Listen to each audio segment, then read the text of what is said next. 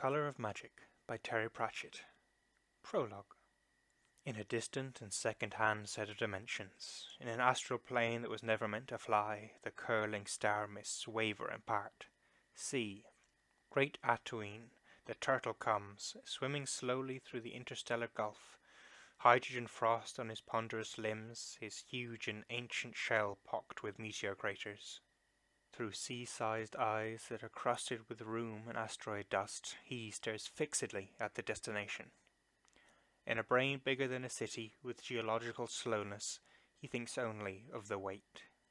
Most of the weight is of course accounted for by Barilla, Tubal, Great Proton, and Jerikeen, the four giant elephants upon whose broad and star-spanned shoulders the disk of the world rests, garlanded by the long waterfall at its vast circumference, and domed by the baby blue vault of heaven. Astropsychology has been, as yet, unable to establish what they think about. The great turtle was a mere hypothesis until the day the small and secretive kingdom of Krull, whose rimmost mountains project out over the rimfall, built a gantry and pulley arrangement at the tip of the most precipitous crag and lowered several observers over the edge in a quartz-windowed brass vessel to peer through the mist veils. The early astrozoologists, hauled back from their long dangle by enormous teams of slaves, were able to bring back much information about the shape and nature of Atuin and the elephants, but this did not resolve fundamental questions about the nature and purpose of the universe. For example, what was Atuin's actual sex? This vital question, said the astrozoologists with a mounting authority, would not be answered until a larger, more powerful gantry was constructed for a deep space vessel. In the meantime, they could only speculate about the revealed cosmos. There was, for example, the theory that Atuin had come from nowhere and would continue at a uniform crawl or steady gait into nowhere for all time. This theory was popular among academics.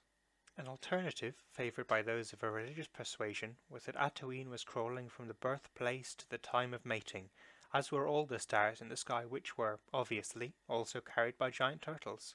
When they arrived, they would briefly and passionately mate for the first and only time, and from that fiery union new turtles would be born to carry a new pattern of worlds. This was known as the Big Bang hypothesis. Thus it was that a young cosmic hellion of the Steady Gate faction, testing a new telescope with which he hoped to make measurements of the precise albedo of great Atuin's right eye, was on this eventful evening the first outsider to see the smoke rising hubward from the burning of the oldest city in the world. Later that night he became so engrossed in his studies he completely forgot about it. Nevertheless he was the first. There were others.